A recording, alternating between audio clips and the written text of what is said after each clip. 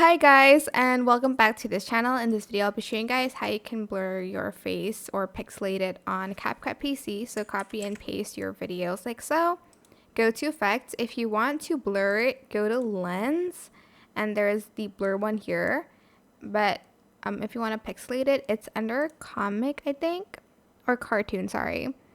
And it's under mosaic, so just drag it and put it on top of your, and put it in like the video.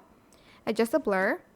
Then you're going to want to select the video, go to mask and select the circle and just like kind of like adjust it to their faces and feather it out just a little bit so it looks natural. And if they move, you're just going to want to use keyframes. So like add a keyframe here, and then as you can see, her face moves kind of like out of the pixels a little bit, so you're just going to want to move that a little.